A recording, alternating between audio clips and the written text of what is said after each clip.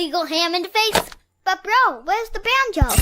Some Cleveland sports shows try to give you hot takes, but only one can give you a big old piece of hot ham. Welcome to Illegal Ham to the Face. Talking all Cleveland sports. And don't forget our Fat Boy Tuesday, where we also ham it up with some fun food topics.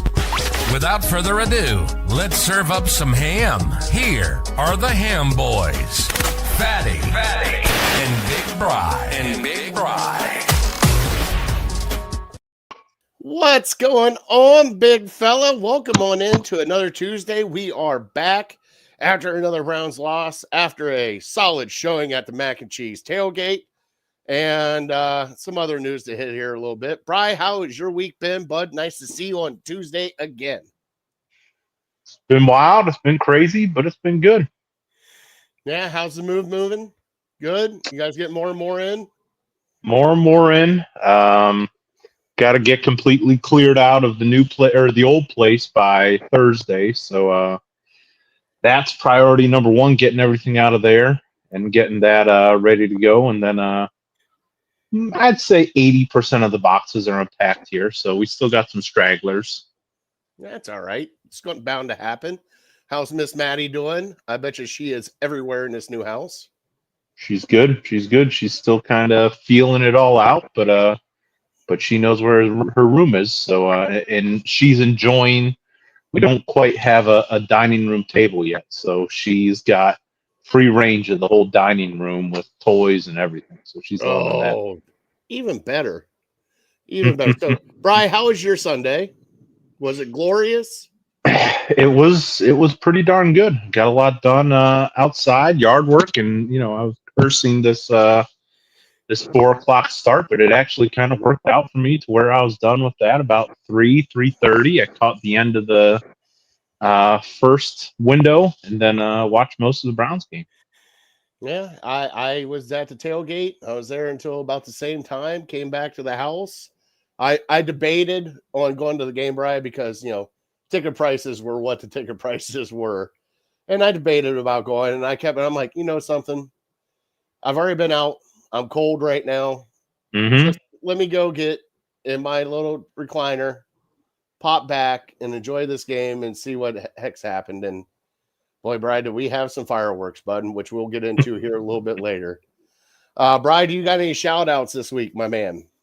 I do. I have a few, so let me try to move through them quickly. First one, as we all know, Bernie's been going through it. I mentioned it last week, and he finally got his liver transplant yesterday, and still kind of in the critical time right now to make sure that it takes and his body doesn't reject it. So continued prayers to him and his family, and also prayers to this young man who unfortunately lost his life, but wanted his legacy to live on. And Browns fan, I'm sure he was very proud that his liver went to Bernie Kosar, and I think maybe his family, or he even told his family that if something happened to him, that he wanted it to go there. So I don't know. It's a tough story. It's a tough read. I saw a clip about it and read about it a little bit, but yeah, it's. You just remember that with everything good that's going on for Bernie, there's a family that's mourning. So yeah, prayers for everyone involved and prayers for the best outcome for them. And then other one that we kind of hit at the end of the show last week was Veterans Day. I didn't want to skip over it because I think it's the most important shout out we do all year. So wanted to give props and thank yous to all the veterans in my life. My grandfather, my papa, my wife's grandfather have both passed away, but they were involved in World War II. And then to current day, my cousins Mike and Hunter, our buddies, some of them that we know together, Tony, Colby. I got a buddy BJ, our friend Buzzy, and then my cousin Seth. And that kind of rolls me into my next shout out with our move. Seth has a moving company called Blue Men Moving. So They helped us move most of the big stuff, so I didn't have to do it because I'm an old man with a 40-year-old back. So I didn't feel like doing this one and asking all my friends to help. So I said, let the professionals handle it. And I mean, I couldn't be more happy with what they did. The customer service is top notch. You know how when you go to like fast food or something, you can tell when they have good customer service. Like Chick-fil-A Oh is yeah. kind of like notorious for having. You go to a Chick-fil-A and you go to a Burger King, it's almost like two different experiences because the customer service is so good, and so that's how they were. So anywhere in Northeast Ohio, if you're moving out of state, they take people out of state. So check them out, look them up, Blue Men Moving Group. I guarantee you will be satisfied. So that, oh, I got one more.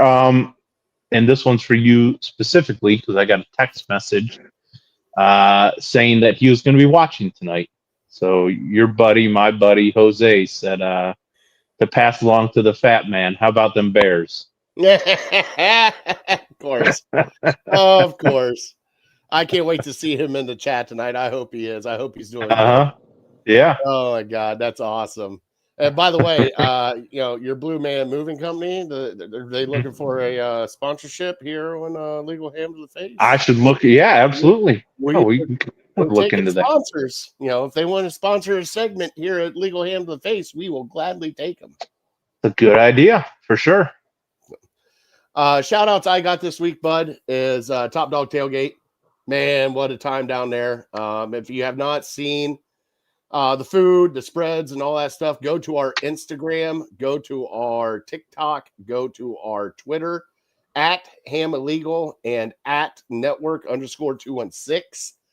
Give us a like and subscribe there. All the photos are there, Bri. I sent you pictures of the mac and cheese. I sent you chili pictures.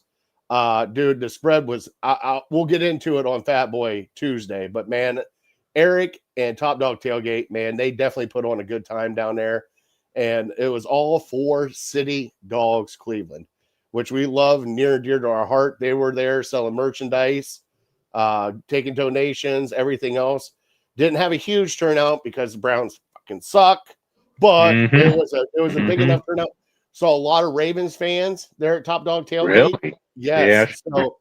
So there was a lot of people there. I want to thank everybody that came out. Got to see Lauren. Lauren was talking shit about our fantasy football league, which we'll get into the scores here in a little bit. But no, it was great seeing everybody down there. Met at brand new people. Bri ran into the Dog Chug. I ran into Roger from Dog Chug and all the group there. I'm going to be making a guest appearance with them tomorrow night at 9:30. So if you want to catch this fat guy after dark, I'm going to be on with them. My goodness. Are they on the West Coast? No, they do late shows.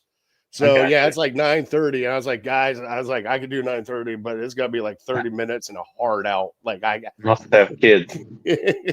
So, but it was nice seeing everybody and talking with everybody down there. And I just want to shout out to them.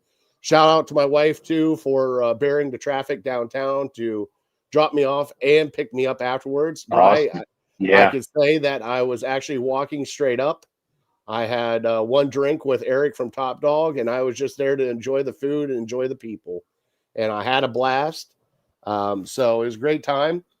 And then that's it for my shout outs. Like I said, City Dogs, please help them out. I know their kennel is full again. Their kennel is always full.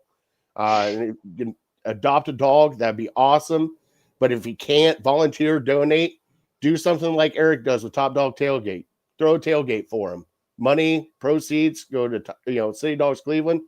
We've done it too. We've thrown fundraisers for them, which we're probably going to start doing again. Bring them, much money in because they need the money to help out dogs, sick dogs, everything else. So please go check them out at City Dogs CLE. All right. With that being said, Brian, before we get into our trivia, we do have a little bone to pick with our Legal Ham to the Face Fantasy Football League. Because I am not liking my team right now, and I'm wondering if we could do a vampire and I could just trade with somebody. Like my whole team. Oh. I would consider that if you can honestly look me in the face and tell me that you were present for the entire draft. For our draft? Our draft. Yeah, it wasn't. You get no sympathy from me. You let the No, actually, computer. hold on. You let the computer make your picks. You deal No, with no, the no, no, no. consequences. I think I was for ours. You With were the there for maybe 3 or 4 picks. yes, And that's so true. this is what you have to deal with. You know You get no something? I don't like. sympathy from me. Oh, look at that! Bry locked in a spot at the playoffs, buddy. When's playoffs starting? It's coming up. Yeah, Jeez, it I mean, is. Holy we're shit! we're week 11 or 12 or something. So Yeah, yeah, we're it'll week be. I 11. think week 11. So yeah, I think week 14, maybe 15. It'll be here before you know it. Yeah, so we got week 11, and our last week is week 14. It looks like. Week 14. Okay. Yep, that Yeah. sounds right. All right, so let's get the score updates from last week, week 11, from the Illegal Hand to the Face Fantasy Football League. We start out with Golden Showers on Mayflowers beat Team Big Meat 137-85. Big Bry beat Always Next Year 136-106. Bills Mafia squeaks out a close one 118-117 over Dog Pound. Portage County Prostitutes keep their undefeated streak Wow. alive, beating Your Name Sucks 115-95. Runner. Holy shit, Chris. Here we go. Here's another 200 Got a score. good team. Yep. 193-147. Wow. And Harold Keel whops all over. What all that? Smith and Jigba 113-100. So, Bry going to the standings, the Illegal Hand of the Face Fantasy Football League standings. At the top of the heap, Portage County Prostitutes at 11-0. Runner at 8-3. Big Bry at 8-3. Then we have Joe Bear and Golden Showers on Mayflowers at 7-4. Harold Keel in a lone spot at 6-5. And then we have 3 at 4-7 with Honky Cat, Dog Pound, Bills Mafia, and Waddle. That Smith and Jigba is at 3-8 and still alive in the playoff hunt. All right. Okay. So right now, Portage County Prostitutes, Runner, and Big Bry are all locked into the playoffs and eliminated. Team Big Meat and Your Name Sucks. Justin Masters is eliminated from the Illegal Hand of the Face Fantasy Football League. All right. Woo. Take a breath. Have a beer. There we go. Hold on. Let me get a drink.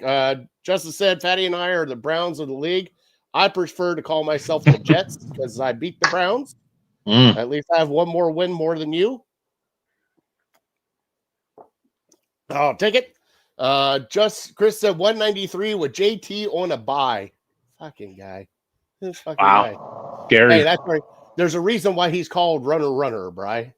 And it might be Runner. The 1990s Buffalo Bills, you might as well be called. Yep, just a 4-peat.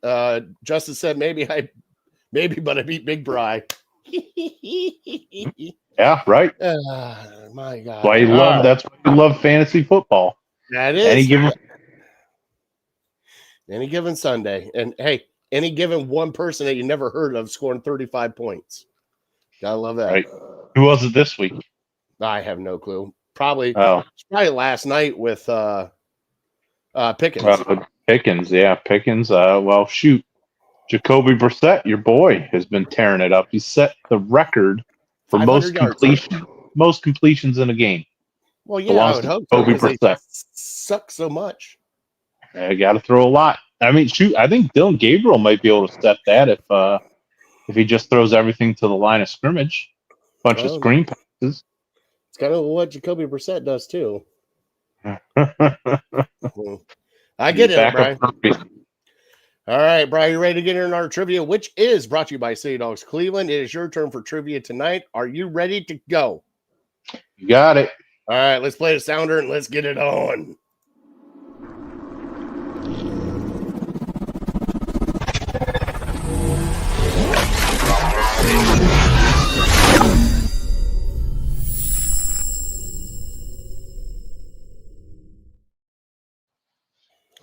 Trivia is brought to you by City Dogs Cleveland. Please go adopt a dog from City Dogs.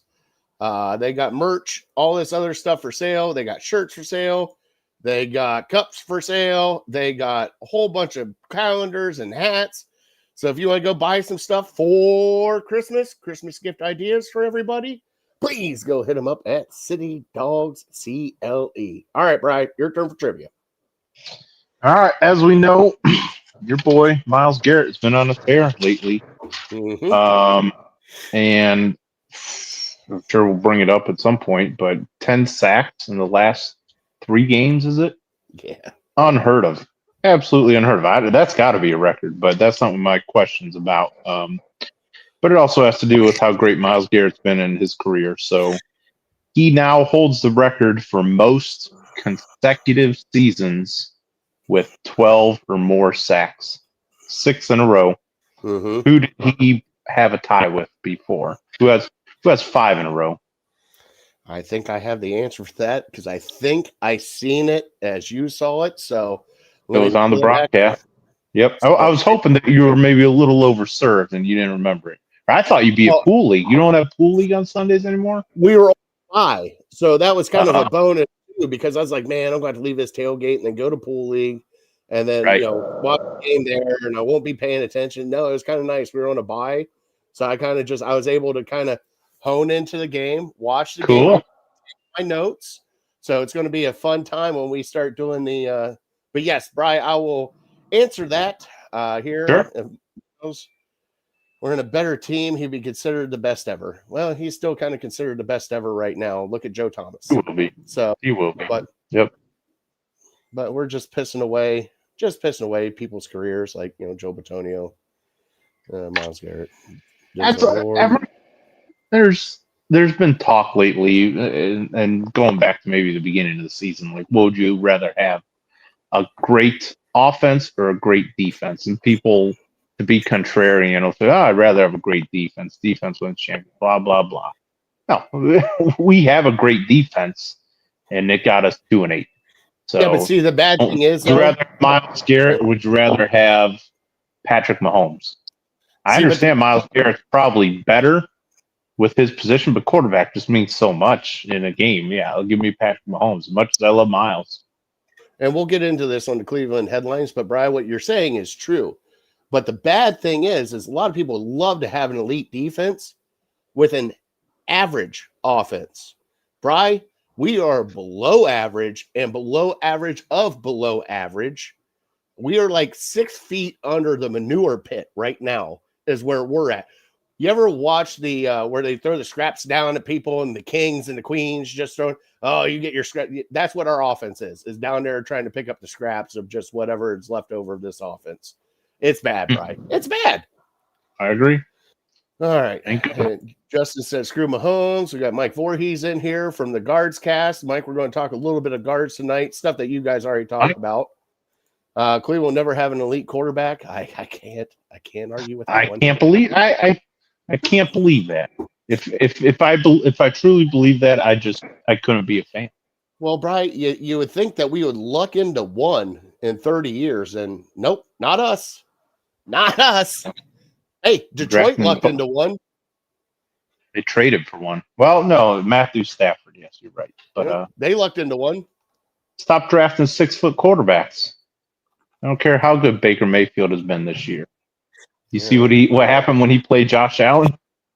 Not that close. It was a shootout, though. Don't you start that. He had 140-yard passing. It doesn't matter. It doesn't matter. Stop it. Stop. That's what happened. That's why, I won't argue that Baker Mayfield isn't a lot better than what Deshaun Watson's been. There's no argument for that because he has been. But he can't get the elite guys. And that's what I'm concerned about. Baker Mayfield in Carolina was better than what Deshaun Watson has been here. Without watching the tape a whole lot, you'll get no argument from me. All right, there it is. At least I got that argument one. And there's Justin Bryan's a closet Baker bro. All right, here we go. All right. Well, let's play the Cleveland headlines. Let's get into the show.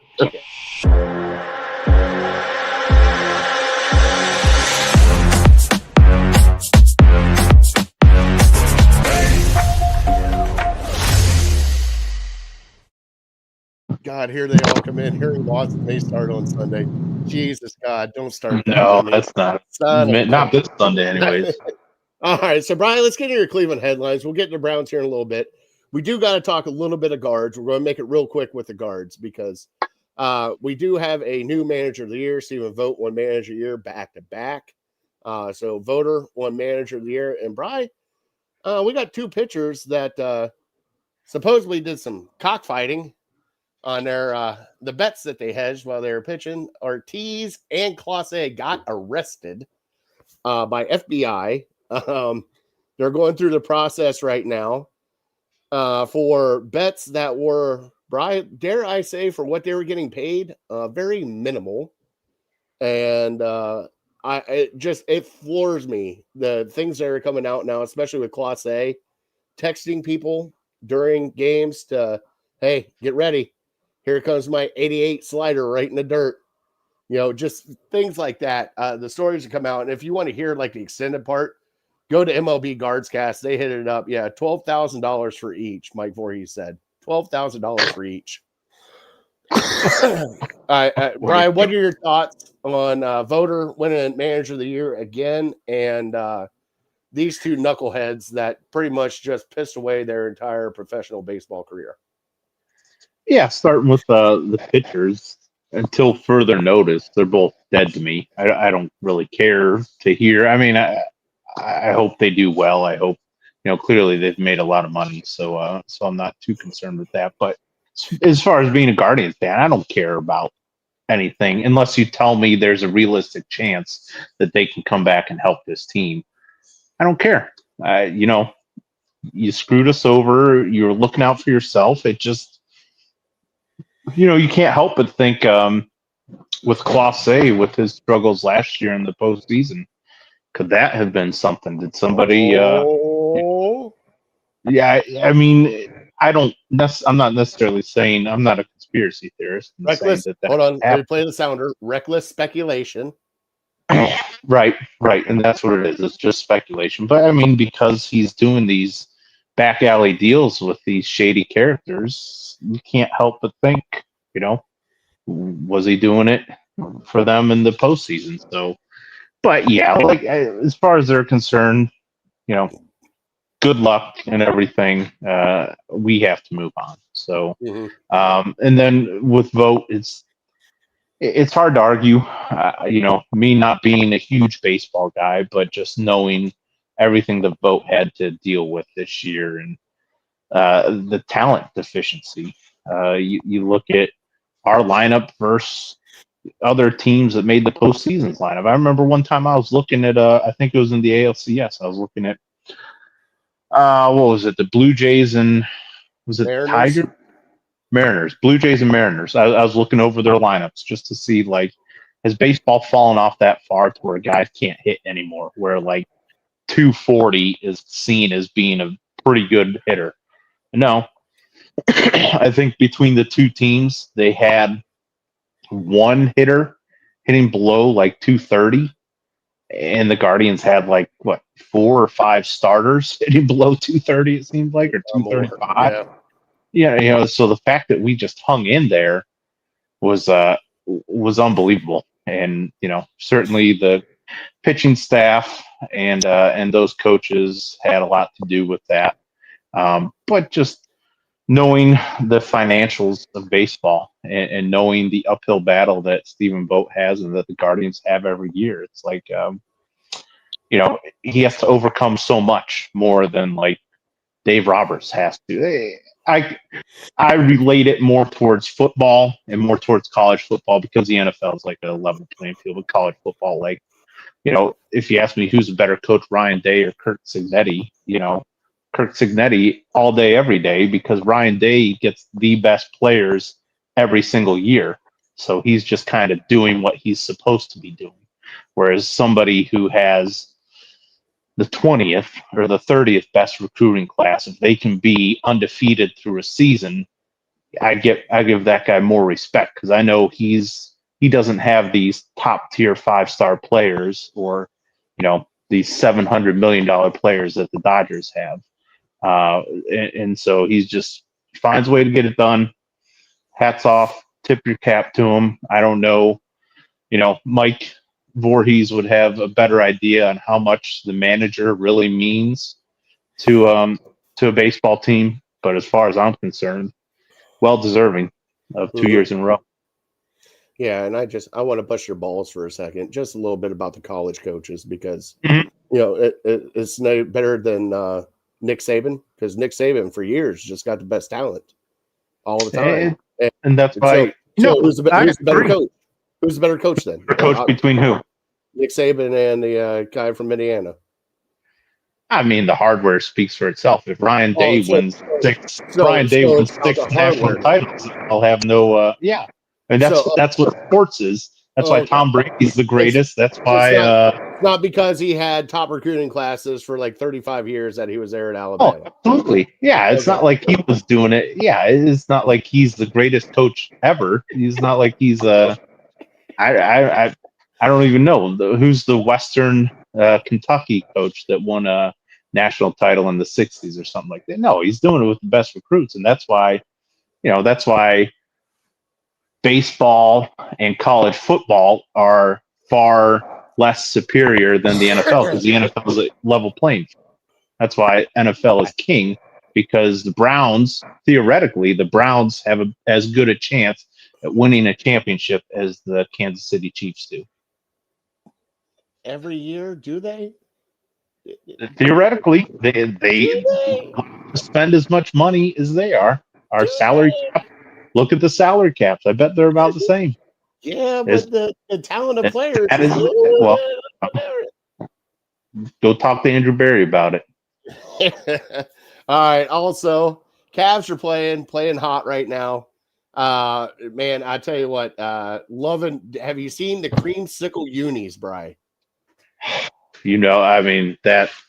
How have you not gone out and got a creamsicle uni? I will.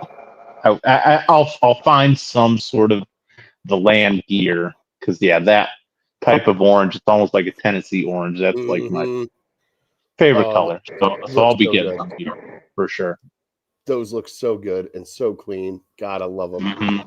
All right, so Brian, now I do have to ask. This is our one Cavs take before we get into the Browns. Are you concerned about Darius Garland and his toe injury again? Oh, absolutely. Yeah. Without knowing exactly, the timetable, they've kind of been a little vague about how long he might miss, I feel like. But I'm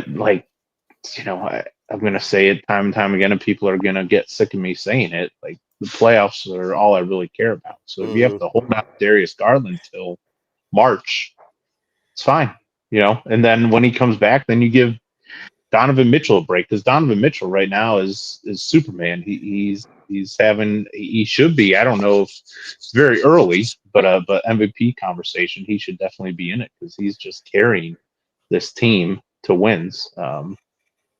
And so it seems like, even though the record really doesn't show it, that they still seem to be one of the top teams in the East.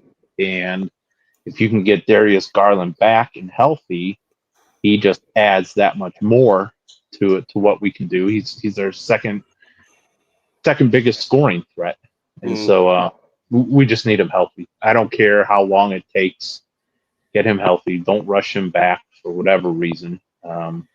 Donovan Mitchell can handle it on his own until he gets back. Chris asked if we've seen the fines for the Cavs sitting out Mitchell and Mobley on the 12th. I guess it's Mobley. He said Motley, but Marion Motley is not playing for the Cavaliers. No, I haven't. I'll check into it. But I mean, the only thing that concerns, Why is that a thing? They fine guys for taking nights off now? So what it was it was during the Miami. I believe it was Miami game that you're talking about. Back-to-back games, right? Well, it wasn't even back-to-back. It was like a game and then a day, and then they played Miami again. Right. They were in Miami for 2 straight. Yeah. Well, they were in Miami for 3 days, but 2 different. So they played on Monday and Wednesday. So it wasn't a true back-to-back, but it was kind of a back-to-back. 2 straight. But I didn't know. I know they sat, which really pissed me off. But hey, we ended up winning that game. So what does it matter? We So, lost with him and then we won without him. yeah. We'll figure that out. I mean, I do have to say, Bri, I am very surprised with Merrill and Craig Porter Jr. and even Lonzo Ball. I think Lonzo Ball might be the sneaky pickup that they needed for this team to help them on the run if he can stay healthy to the postseason, because I love the pickups that they made, Bri. I like the way they constructed this team right now with Larry Nance, Ball, Jalen Tyson, even though he's got a concussion, is starting to come to form and being like a true swing. And then, God, Merrill can dot the net from anywhere on the court, man. Like, you just give him just a break and it's there and it's gone. I'm just very happy with this Cavs team. I'm excited, but like you said, wake me up in about March or April when it's time to start playing for real.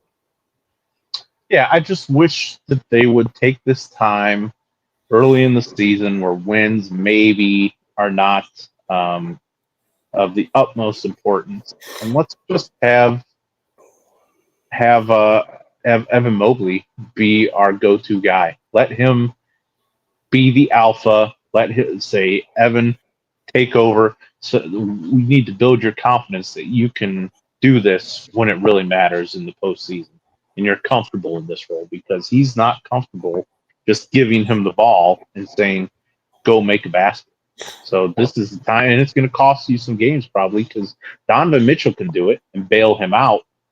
But yeah, we need, in case Garland's not available in the playoffs, we need somebody other than Donovan Mitchell to do it. And so, what a better time than right now for Evan Mobley to get comfortable doing that.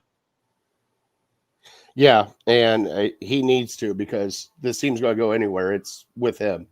It's him, for sure. and it's him and Mitchell. So, all right, Bri.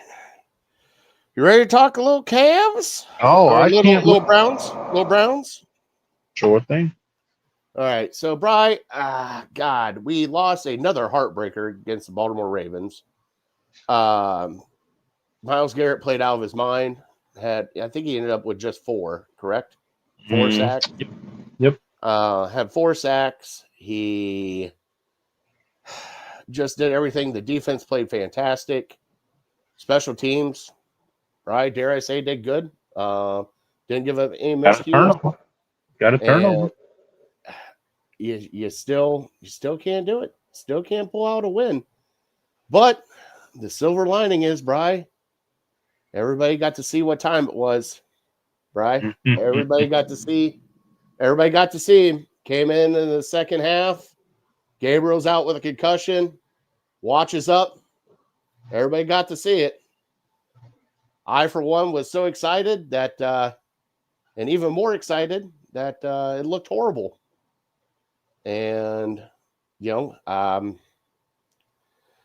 hate to say that being a Browns fan, but it doesn't sound like you're a Browns fan if you're happy that they look terrible.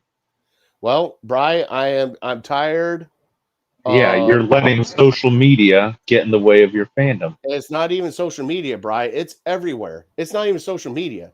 It's news. It's radio. It's news. It's everywhere else. Oh, why is he not starting? Why is he not playing right now? Dylan Gabriel sucks.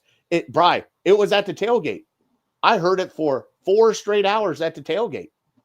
And I know that Gabriel sucks. But just to finally see him play, and everybody's seen him play, and seen what it was, okay, Bri?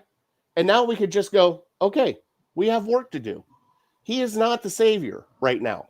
Right now. I'm not saying that he can't be later on. But right now, he needs some work. He needs a lot of work.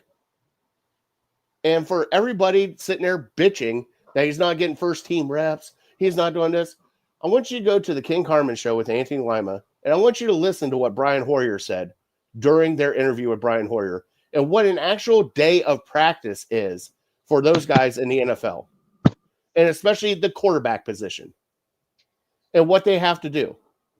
Okay? Yes, they set him back at the beginning, not giving him reps with the team during training camp and all that stuff. It's season now. You got to be ready to play, even as a backup.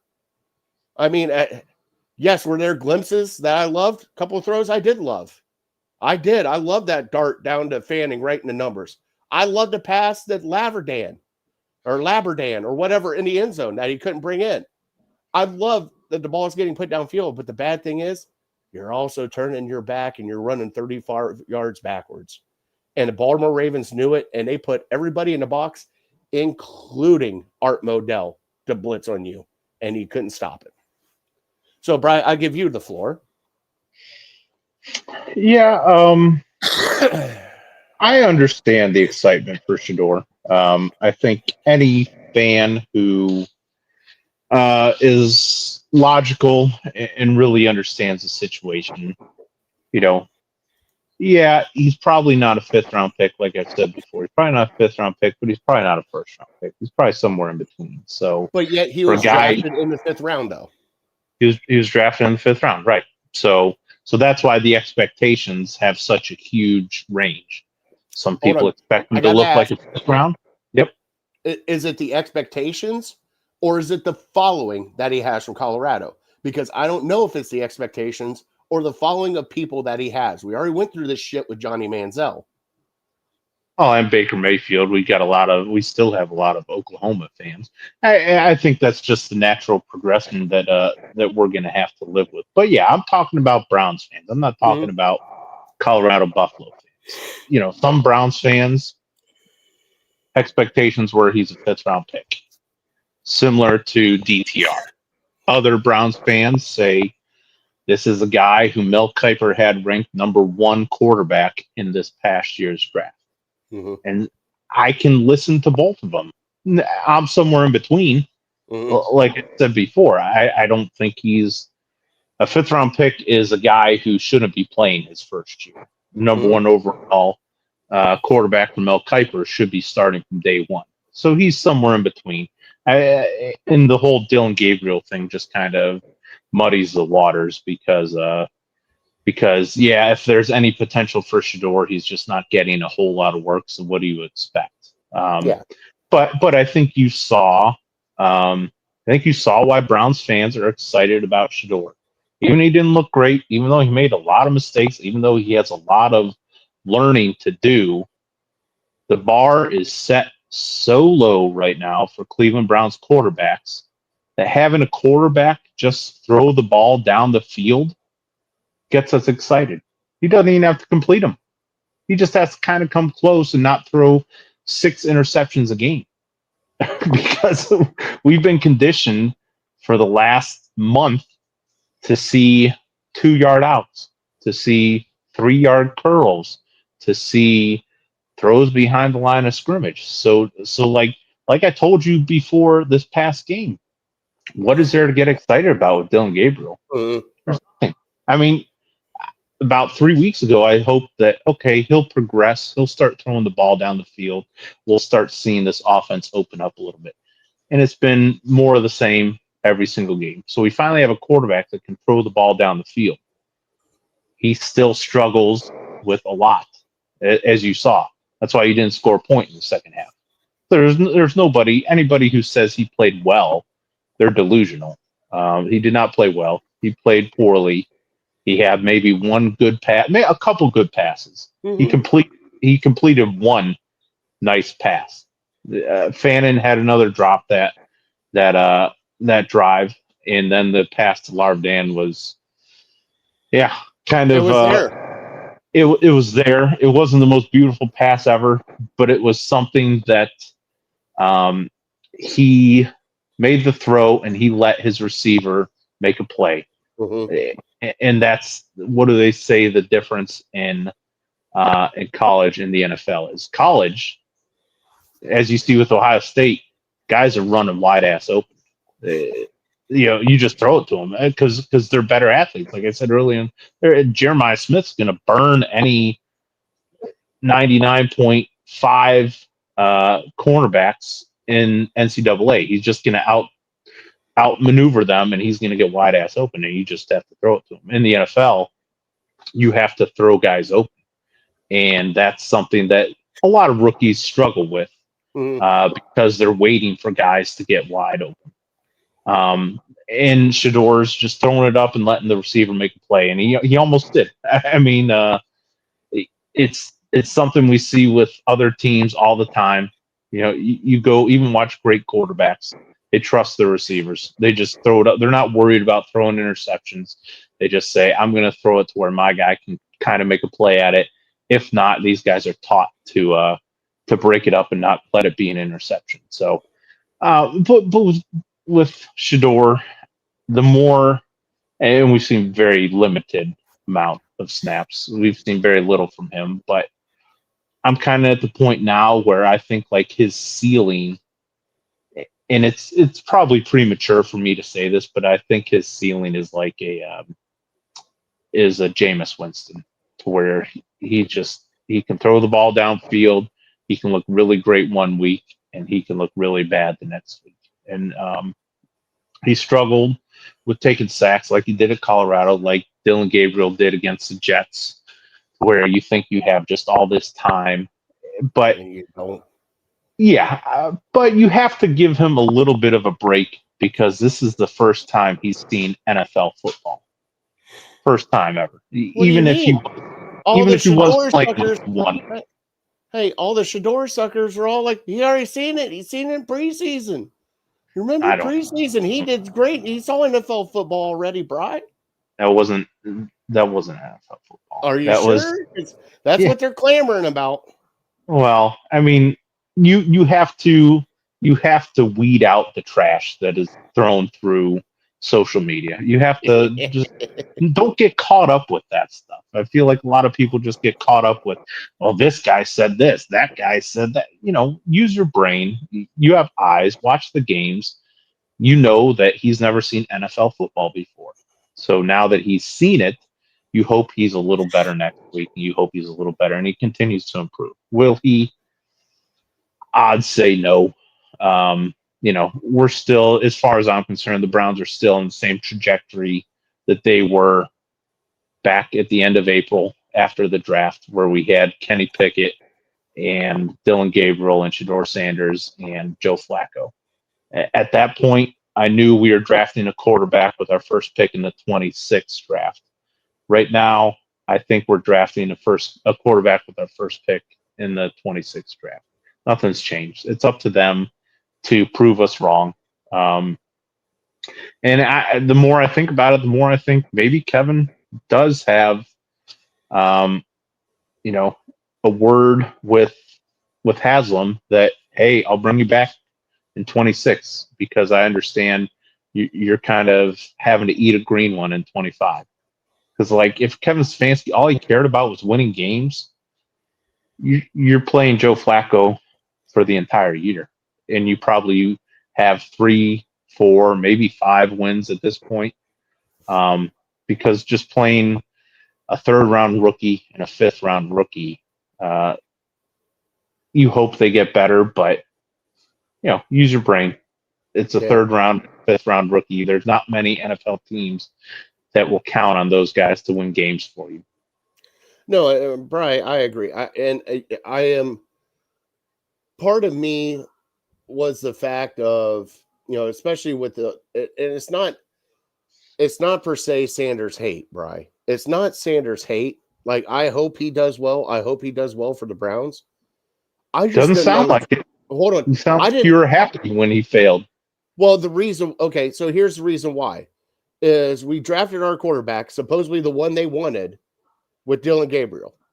Right. And then, and then at that point in time, you already have Flacco here. You already have Pickett here, correct? When that draft happened. Then you draft Shador Sanders, knowing what was going to happen when you drafted him. It wasn't a normal draft pick. It wasn't like Joe Smith from Utah or BYU or Oregon State. This was Shador Sanders with the biggest hype on him, and yet you drafted him. So you knew the circus was going to come to town with everything that's happened with this. Okay? Also, you have Mel Kiper and Bry. I know draft analysts, they get it wrong too, bud. They get it wrong too. Oh, yeah. Mel Kiper's gotten so many wrong that he's, harped on and that he's going to be the greatest quarterback ever. So for me personally, I didn't like the competition that Shador Sanders was up against in Colorado. Okay. When they drafted him, I was like, okay, we'll see. But as soon as they drafted him, Bry, it was like Kenny Pickett, Joe Flacco, Dylan Gabriel all went away. And it was all about Shador. He should be the starting quarterback being picked in the 5th round. He should have been this. He should have been that. Okay. The kid needs work. He honestly needs work. He needs footwork. He needs to learn to stay in the pocket. He needs to move around in the pocket. And that's what they've been trying to do with him. Now, Bry, I'm giving him the benefit of the doubt. I'm not saying that, write him off. He's done. It was a horrible half of football. I don't ever want to see this kid again. We're going to see him again on Sunday. But I need to see improvement on Sunday. I need to see flashes from him if he's going to do anything. Because if not, Dylan Gabriel's going to go right back in there because you know how much Stefanski loves Dylan Gabriel. So if he's going to do anything, this humbling moment of him sitting on the bench with his head down after getting his ass kicked in the second half and feeling like getting sacked 35 times is going to be a humbling experience for him. And he's going to look in the mirror and he's either A, going to grab his huevos, suck him up and say, all right, it's time to get to work, or he's never going to be heard of in the league again. And that's where we're at right now with a 5th round quarterback, Brian. Yeah, I wonder. We'll never know the real truth on why they drafted him.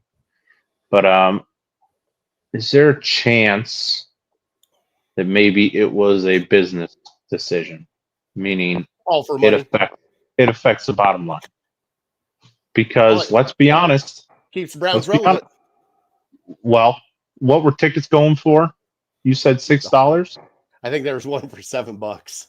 $7. Okay. So imagine if you have that for the rest of the year. If we didn't have a Shador Sanders and we had Dylan Gabriel, there's going to be $6 the next game. It's going to be $5 the next game. When it gets 10 degrees out, is anybody going to go pay their hard-earned money to go see Dylan Gabriel play? No, of course not. No, of course not. So Shador Sanders gives us some sort of excitement in a year that is as bad as last year was. This year's worse. Yeah. Because it's just unwatchable. Last year we had hope with Deshaun, maybe he'll get something, and then okay, he's done. Now we got Jameis, and he's fun to watch at least. And then DTR, maybe he can get the spark back that he had in preseason. But I mean, like I said last week, it's a death march. If you have Dylan Gabriel for the rest of the season and there's nobody else, Dylan Gabriel, Bailey Zappi, it's a death march. Nobody's going to pay money to go down there. You couldn't pay me. I start talking $300 to force me to go down and watch this team. As great as their defense is, as great as Myles Garrett is, if Dylan Gabriel's the quarterback, you're going to have to pay me to go watch him. Yeah, I know. So at least Shador Sanders, as much as you dislike the Shador fans, he gives us some sort of excitement. It's not. It doesn't mean he's going to be great, but he'll throw the ball down the field. Like I said, it's not going to be 3 yards here, 3 yards. Dylan Gabriel, the first half, I think we scored like 16 points. The defense got us 10 of those, and then the other ones, we ran one play. We had success running this one play twice. We ran the same play twice, and we got like 20 yards both times. And it was that pump fake to the flat screen, and then pull it and then hit Cedric Tillman for 20 yards. We ran it twice, and it was successful. But there's probably 500 quarterbacks on the planet that can make that throw. All you're doing is you're hoping the defense bites on your pump fake, and they did twice. So that makes his stats look much better than really what they, because he was doing the same thing that he's been doing since he was quarter. And I hate to just crap on Dylan Gabriel because he's dealing with the same crappy offensive line as every quarterback that we've played this year, the same crappy receivers that we've had for the whole year. And he's a 3rd round rookie who's probably more of a 5th or 6th round rookie. So he has no business playing. But what's just crazy is the Browns treat him like he's a first round, like he's a first rounder. Like, okay, yeah, we'll trade away both our veterans so you can move up the depth chart so we can play you and start you before the midway point. That's what you do with like the 5th overall pick. Mm-hmm. And the Browns are doing it with. That's why I think Stefanski knows the assignment. Like, hey, we're probably not going to win, but let's find out what we have in these rookies before we go and spend, the 3rd overall pick on a quarterback next year, just in case we might have something with them. So, how they divvy up the starts from here on out, your guess is as good as mine. I think Gabriel will come back, unless Shador throws for 350 yards and 3 touchdowns this next week. Gabriel will start the following week, probably 2 weeks, and then maybe Shador takes back over in December. It all depends on the concussion, though, Bry. Like, he might be out a couple. I mean, we've seen it with Denzel Ward. He was out a couple weeks with a concussion. So we might have the Shador Sanders experiment right now. And, Bry, there's a winnable game coming up. I mean, we're playing Las Vegas. Right. And, hey, it might be the Kenny Pickett show versus the Shador Sanders show from what I saw the other night. Holy shit. But, Bry, let me talk about this defense. I have harped on this show since the very beginning of the season that I am waiting for this defense just to cash it in. Offense is doing shit. What are we doing this for? Blah, blah, blah. Right? This defense has kept playing.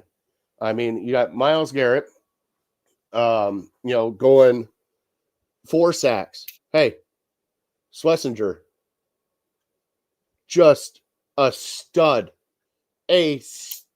Bry. Stud.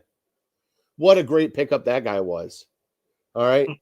Defensive wise, you shut down their passing game.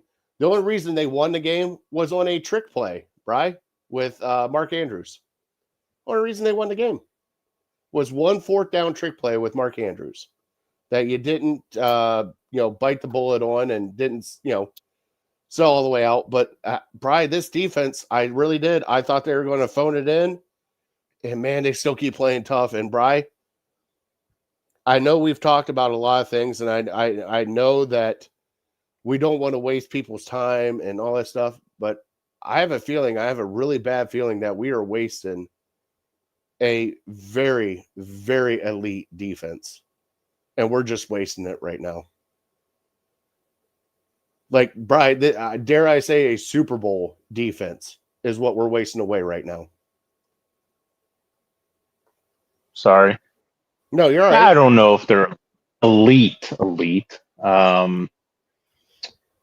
Because if they're elite, they would be holding teams to 10, 13 points a week, which at home, yeah, they're elite. They're the best defense in the NFL at home. The problem is you only play half your games at home.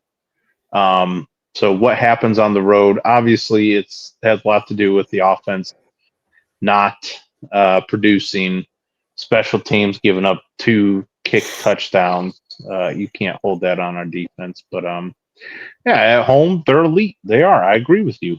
To hold Lamar Jackson down for as long as they did, you just give him enough opportunities, he's going to eventually cash one in. And, it took a trick play with Mark Andrews for them to score their touchdown. Mm-hmm. But I think we'll see. Maybe they'll bring it this week because, like you said, it is a very winnable game. So they think, all right, let's just go dominate defense, get the win. Shador Sanders maybe puts up 2 field goals, 3 field goals. And then the defense wins the game for you. So maybe that happens this week.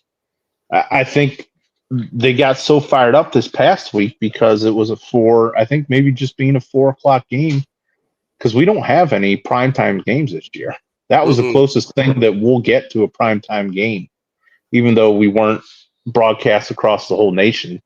But it felt like under the lights, it kind of felt like a primetime game going against a great opponent. So I think they gave a game, but you just kind of knew as a fan watching that game, you just kind of had a feeling that unless the defense can make another huge play, get us maybe in scoring position, or maybe the Ravens screw up coverage and a guy can break free or something. But you just you're waiting as a Browns fan. You've seen this story before. You were waiting for us to give it away, and that's what we did. I know. It's just it's defeating right now because Brian, this is another game we could have won.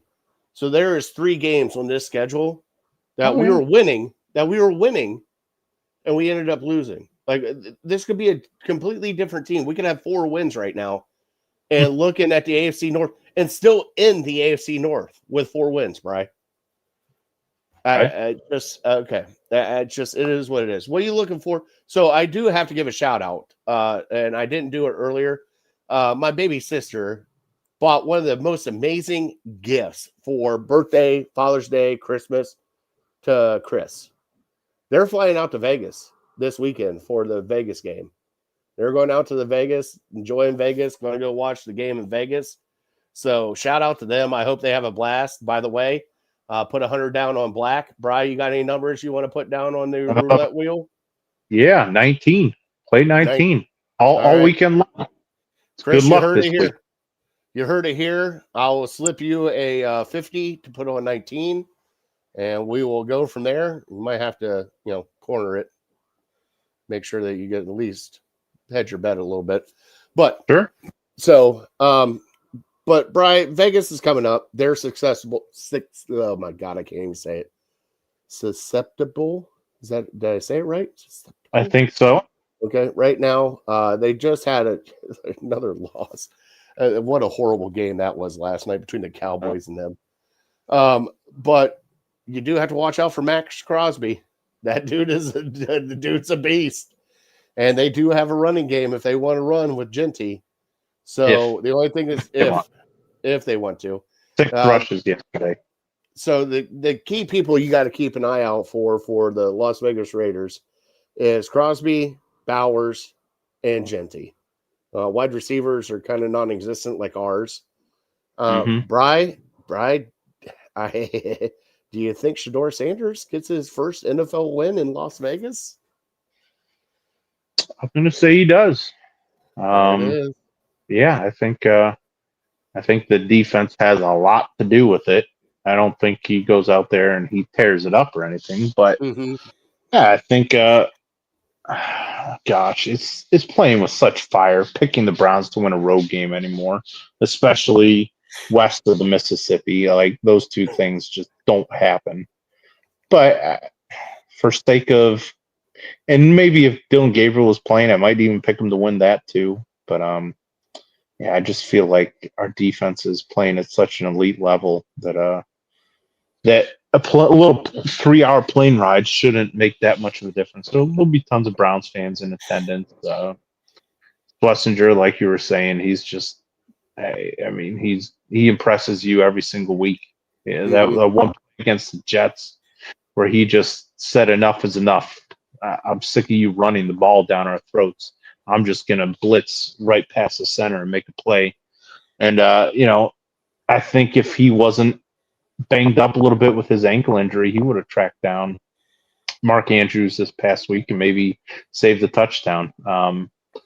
So, yeah, I mean, we're just playing so well on defense. If the offense can just give us much of anything, if you're asking for a prediction,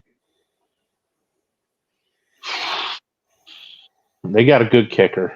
So I'll say they have 13 and we have 17. 17-13. All right. I can get down with that, Bri. With this game coming up, especially after the heartbreak, and also, Bri, let me talk about Shedeur on the road. I think it might be better for Shedeur on the road. The only thing that sucks though is the Raiders fans are nuts. They're just like the Browns fans. They are a different breed. But I'm kind of with you. If they can kind of control everything, get Junkins on the ball, work on their quick outs to the wide receivers, everything else. I think that there's a game plan where they could do it. And hey, sometimes throw the ball down the field. Not a lot. Now, the thing I need to see from Shador, though, is you got to keep your poise in the pocket. You cannot start running backwards. You found out real quick that 335-pound defensive lineman can run fast, and they caught you. All right, so you got to stop running backwards. You cannot run backwards anymore. I don't want to see you running backwards. You're not Michael Vick. You are not, RG3 back when RG3 didn't have a knee rebuild. Like, you are not any of them. All right, so please stop running backwards. All right, so. But, Brian, I'm kind of with you. I think this is going to be a defensive battle. I think this is going to be a slugfest. I have the feeling that Vegas will be favored because they're playing in Vegas. Right. I don't know the spread right now. But, Brian, I'm kind of with you. I'm 20. I'm going to say 20-13. I think they get 20 points. But I think a lot of that 20 points is obviously a defensive touchdown and, some field goals from your kicker. Are you losing your earbuds, bud? He just left me. Bry just left me. Is he getting another beer? Tell me he's getting another beer so I don't feel bad for Bry leaving me. Nah, he's gone. All right, well, we'll get into I think that's the score. We'll get into Fat Boy Tuesday here. Let me kick Bry out. We'll talk about Top Dog Tailgate and the fun that I had there after the sounder. As soon as I find it right about there.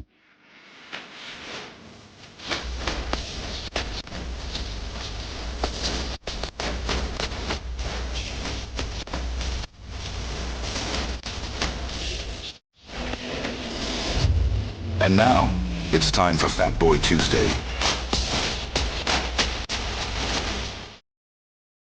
What's going on, everybody? It's Fat Boy Tuesday. And I'll tell you what, we had a great time at the Mac for Mutts tailgate with City Dogs, Cleveland, and Top Dog Tailgate. I do have some wonderful pictures here. If you've never been down to Western Summit, please go down to Western Summit. They do everything great down there. Let me pull up their setup here. Let me bring up this guy. Boom. So those are the tents there at Western Summit. Great time. Great people. Eric, I can't thank you enough. You're going to rewatch this later. I do have a quick little video of the background at Western Summit. So there's the actual tailgate at Western Summit. That ambulance is completely gutted out.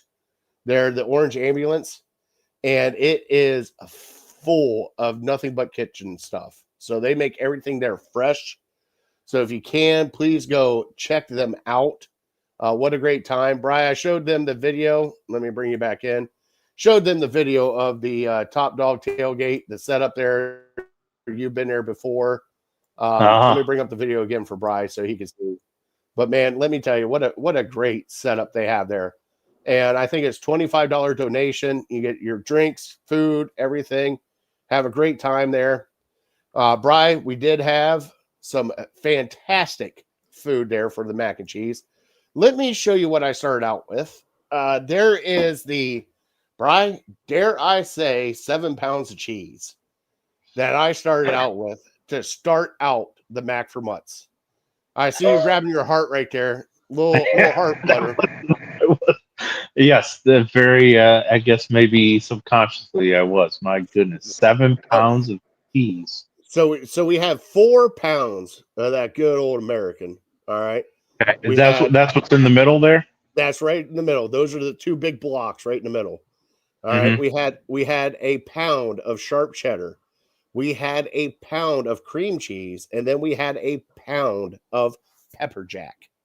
Now, Bri, you said I was a classy man, and I respect you for saying I was a classy man. Here was the final right there. You can get some Cheez-Its on top of that. Absolutely. That is, Bri, I made 6 pounds of mac, 7 pounds of cheese, and a box and a half of Cheez-Its. in two Wow. half sheet pans. What beat? How did something beat that? What did they do to get first place? Okay, there was mac and cheese that really kicked my ass. Like I'm But I not gonna can't. Like, what more can you do?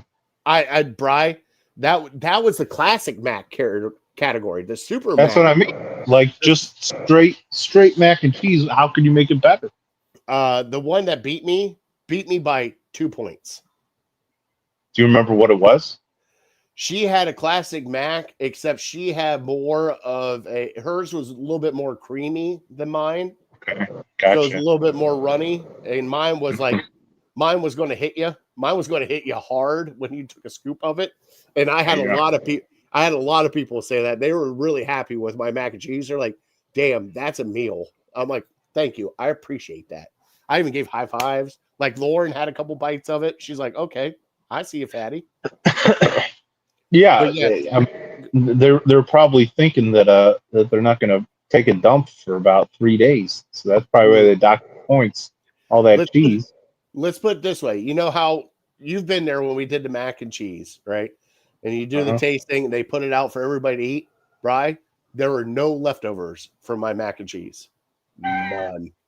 I saw a picture. I think maybe they posted or you posted, and you're just in the background looking at some dude take like the last scoop, Yep. and you have a look like they just put your dog down. Oh my god. No more? What? No more Mac guys? It was so great. We had such a great time there. And dude, seriously, they put on a badass tailgate. And it's right underneath the overpass. Seriously, as soon as you turn on West 3rd and Summit towards I believe it'd be the west side. So as you're turning on to Summit right there, it's right there, that parking lot right there. And man, Brian, listen to the food they had set up for this. And there's one recipe that I am trying to get right now. So first off, they started out with clam chowder. We had clam chowder. Second, chili. Bri, take a look at this cup of chili. Like that is, dude, that chili, I went back twice for that chili. That chili bomb. All right. Then here's the kicker.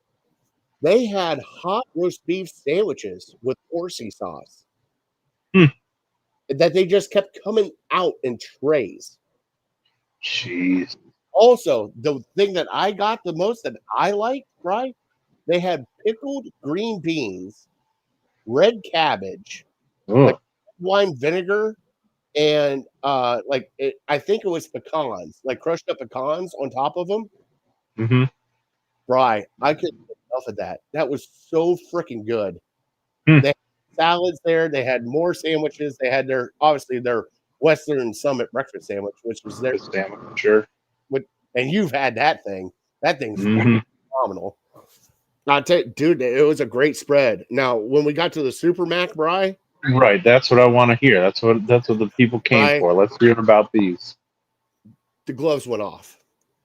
I talked to the guy that made a French onion mac and cheese. Okay. Bri, it was one of my favorites. It really was. It took second for me. For me. There was a crab mac and cheese, which was not bad at all. It was okay. I'll take it. Mm-hmm. There was a buffalo chicken mac and cheese, which was actually really good. Right. But the one that did it for me, and you're probably going to be turned off by this, and I'm okay with that. There was a mac and cheese, and it was like an Alfredo sauce, like a creamy, that kind of, you know what I'm talking about with Alfredo sauce. Right. Sure. It had wild mushrooms and bacon in it. And Bri, that thing just hit. And then there was was your number one, or that was the winner of it all? That was my number one. Now the winner of it all was the barbecued pulled pork mac and cheese with Bri. I'm telling you, I don't think there was mac in that mac and cheese. That was pretty much all pulled pork. It was like a sprinkle of noodles. But man, it was good. It was a good time. It was a great turnout. Everybody had a blast. Like I said, Eric, hey, he wants you back down to judge. I was not allowed to judge this year because I had a mac and cheese in, which I called bullshit Oh, with him. sure, right. I said, Eric, this is bullshit. I won't even eat my mac and cheese. I know how good my mac and cheese is, but I want to be a judge in the Super Mac. He goes, I can't do it. I'm like, you're a dick. Oh. So I had to call Was him Nick out. Wilson there? Nick Wilson was not there, but we had the brown spider. Like I said, we had Dog Chug was there. We had tons of fun. Tons of fun came through. You remember Tons of Fun? Oh yeah, sure do. So Lauren and her husband and her crew were there. Who else came through? There was somebody else that came through. I got actually called out by Fatty by name because of our show. I'm being dead serious. Like I'm standing by Eric's bus. I'm talking to Lauren. I'm talking to people. I got a slap on the shoulder like, hey, are you Fatty Ham? I'm like, hold on, what? He goes, the pig with the beer helmet. Are you that guy? I'm like, yeah, the legal ham to the face. He goes, dude, I love your show. He goes, what are you here for? And I told him what I was here for. But they raised probably, I believe, from last I heard, it was $1,700 for City Dogs Cleveland is what they raised out of that tailgate. That's fantastic. So, and Brian, they had 2 stand-up smokers that kept everything warm. So it's, propane. They just took the propane in the smokers just to keep them warm, obviously. And that's where they put the mac and cheese and all the food. But man, what a great time. Great time. Here's another picture. I mean, they had the tents up. People were there partying. Definitely had the music playing. I did find a Winnebago, which I will tell you about later, that I want to go party with that guy at some point in time. I really do. Oh yeah, But I'm sure it's a good time. Absolutely. I'll tell you about it after the show. Let's get into our top 3. Now, I did this just for fun. And obviously, Brian, I'm going to take out one thing. You cannot have beer or food. Oh, come on. So there's 2 things I'm taking away from our top 3 tonight. Beer and food. Do drinking games count as beer? You can keep a drinking game. I'll let you have drinking games. Okay. All right. Let me play the top 3 sounder. We're going to do our top 3 must-haves at a tailgate minus beer and food.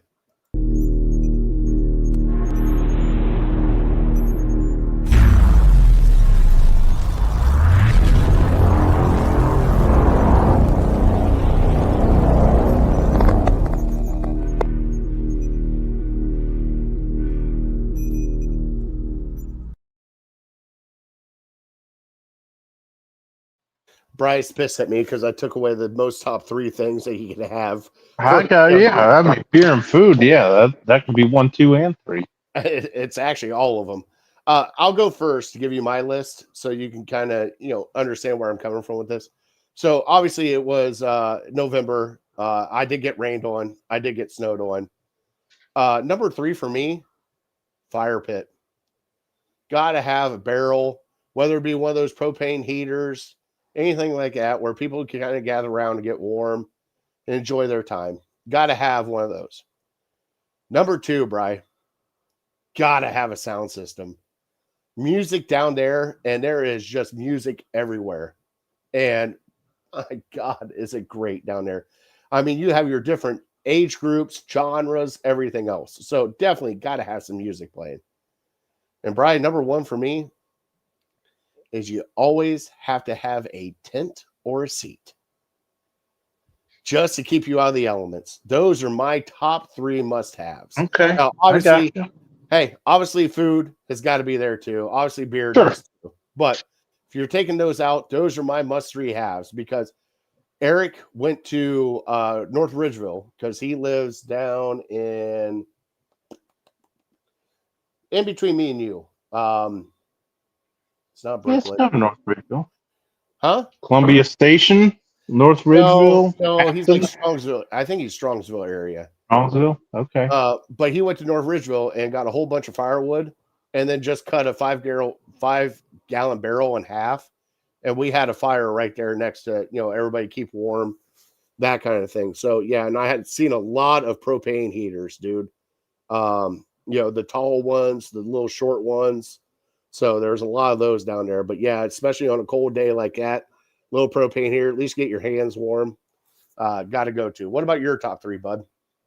Yeah, it sounds like your top 3 is very specific to the tailgate that you were just at, because a lot of those things you don't need if it's 82 degrees and sunny out.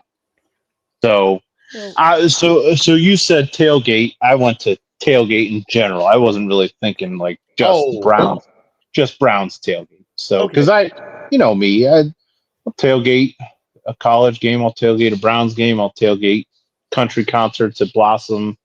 I'm a big tailgate guy. So, number 3, I had cornhole, but then I thought of a better one. And I don't think enough people do it. Like I said, regardless of the tailgate, you need a football. If you're going to a Blossom, I love bringing a football. I'm pissed if I ever forget it. Just to have it for 10 minutes to toss a football around is just something to do with your hands.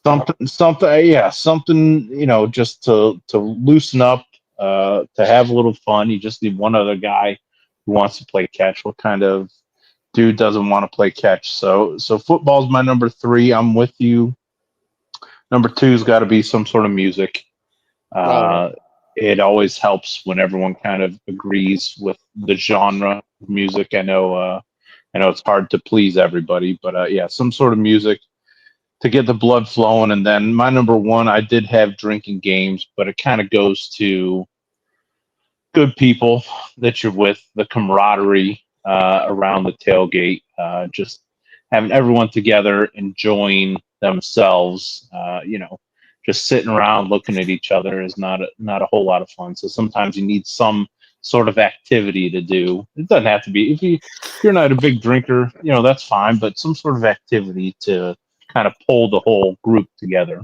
Mm-hmm. No, I agree. And hey, talk about a great time. And I'll tell you about the Winnebago I saw because I was jealous. I was super jealous of this guy. But that's our top 3 tonight. Brian, let's do the trivia and then we will close out our show. Yep. So you asked me, he has tied, Myles Garrett has now had more than a certain person. I think, was it 5 seasons in a row? Myles Garrett has 6 consecutive seasons with 12 sacks or more. Okay. And he passed this player who has 5. I think, and it's only because it's, you know, he's a legend, Lawrence Taylor. Lawrence Taylor. Yep. Giants legend. You got it. That's crazy. That is crazy. Right. Think about how people speak about Lawrence Taylor. Like, some people say he's best defensive player of all time. Like, that's the type of territory Myles Garrett's, and he would have shattered it. I'd have to go back and look at the exact numbers, but I'm guessing the reason he doesn't have more than 6 is because he smashed Mason Rudolph over the head with his own helmet. I mean, that probably, I don't believe he got to 12 that year because he only played. By the 18. way, I want to see the tape on that. I still think there's they have the audio. That's what pissed me off. They found, there's no doubt they have the audio. Jamar Chase spitting on somebody, right? But not the audio of that.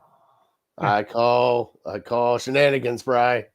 Because he said a slur to Myles Garrett, and you can't have the Pittsburgh Steelers organization looking bad. I mean, he's gonna be their starting quarterback this week. Never know. Who called Myles Garrett a slur, and we don't know what happened. Yeah, you can't make the Steelers organization look bad. Now, I do have to ask you, like, real quick before we get off here. Is Ben Roethlisberger or Mason Rudolph the longest tenured quarterback for the Pittsburgh Steelers? Dude, yeah, it seems like feels like Mason Rudolph's been there for 30 years. Do you know what year he came into the league? God, it had to be like 2004? Same year as Baker. What? No, Mason Rudolph? Yeah. No. Mason Rudolph was Oklahoma State. Baker was Oklahoma. Hold on. Same year. Call BS. Oh, I think he's been longer than that. Go ahead and look it up. He's 30 years old.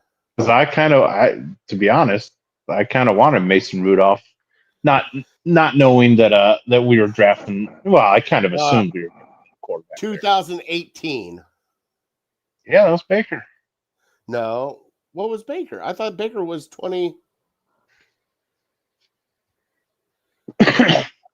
Wasn't Baker 2020? No. Baker 2020 was the year we won in Pittsburgh, the playoff game. Oh, shit. That's okay. It was Baker. Ain't that a bitch? Yeah, because I remember I'm like, oh, Mason Rudolph. He's a big guy with a big arm. Played in the Midwest. Why does I get the feeling he's like 80 years old, Bri? He seems like he's been there a long time. He left, and then he came back. I think he was with the Titans for a year or two. All right. Jesus.